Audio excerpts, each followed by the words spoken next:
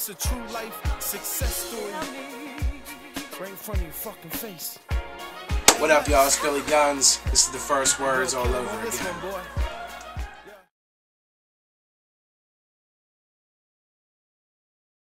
Who is Billy Guns, man? That's an awkward question. Rapper, entrepreneur, and just trying to get by, man. Just trying to make money and get my name out there.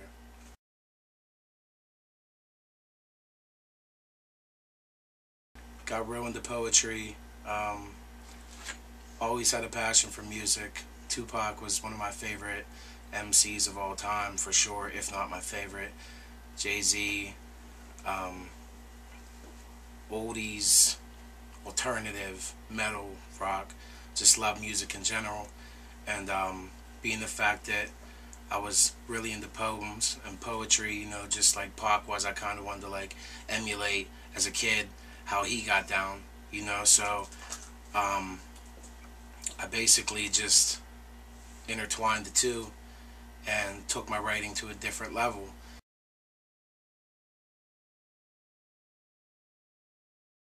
Full Force Entertainment.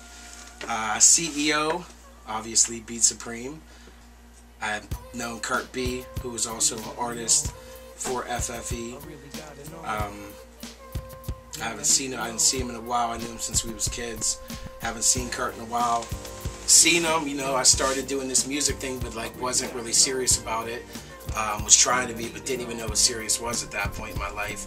You know, it was more or less just going to parties and just spitting over instrumentals. And I saw Kurt B, and he told me about this little group he was running with, Full Force Entertainment. Brought me to the studio, introduced me to Beat Supreme. At that time, DOM, who goes by Progress now, was running with this squad, and DZ, Stu from Vandergrift, came in the studio and did a song that I had written. It was funny because the song is called Showdown, and I didn't even know what like a 16 was at that time. I didn't know you could come to like a studio and like stop after your verse and start the hook. So I actually ran through the whole song in one take, which was crazy because I was out of breath and nervous, you know what I mean, because it was my first time in the studio.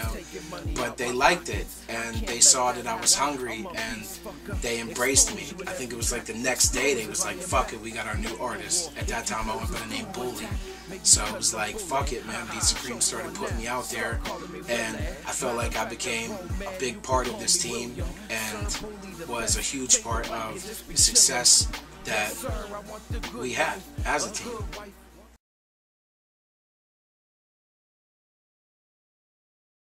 First words. I met Beat Supreme. I came in the studio the next week. I did a mixtape of like 8 tracks. I would never let anybody ever hear that mixtape, ever. But instantly was like, fuck it. Like, we need to do an album. Beat Supreme had a few tracks laying around, a few beats. I grabbed them up.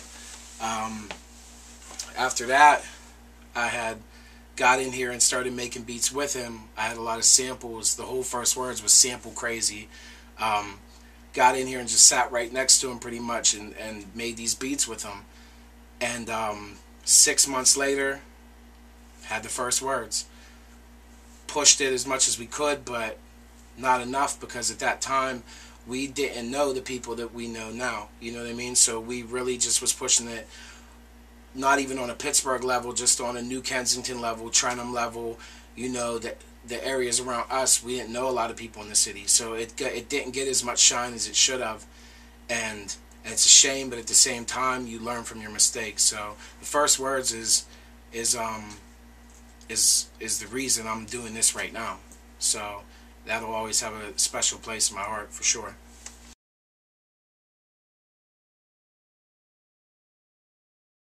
On a music level, in so many different ways.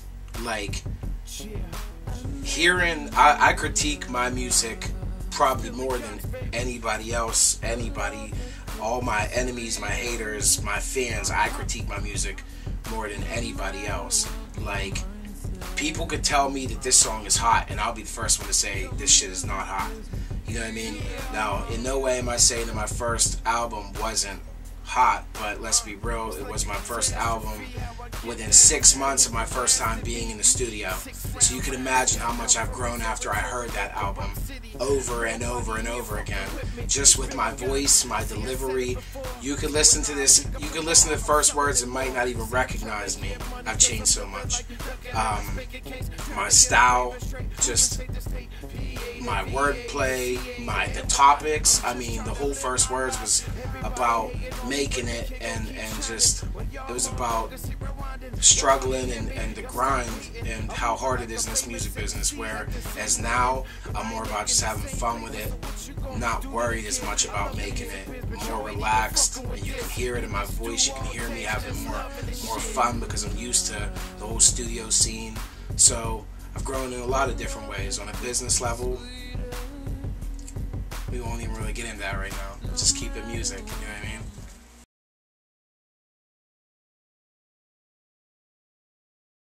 The Pittsburgh Hip Hop Awards.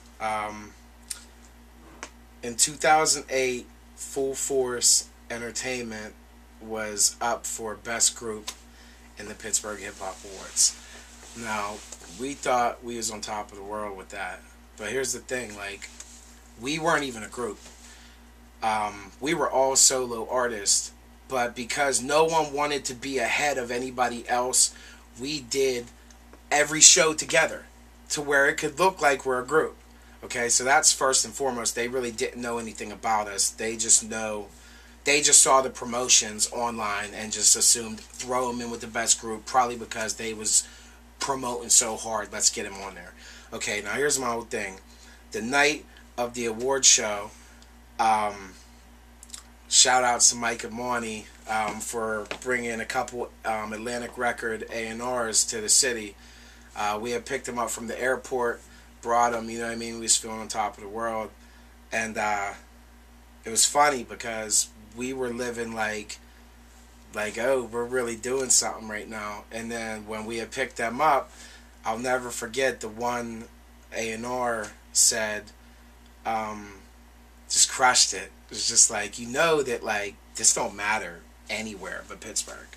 Like, you know that no labels care about this, just so you know. And I'm like, fuck, you know what I mean? Like, it was a reality check, but it was a good reality check. And you know what? We went, and when it came time 10 hours later for us to get called, they didn't even call our name, bro. Like, we literally came and spent dough. I spent cake at that place, man. Cake. We all did. And didn't even have our name called. And this is in front of A&Rs. This is in front of Mike and Monty, who was like my mentor at the time. And they ain't even call our fucking name. So my opinion on the Pittsburgh Hip Hop Awards is quit. Like, don't get your hopes up, people. Okay?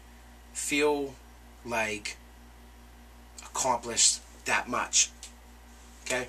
Because it really means shit to the rest of the world.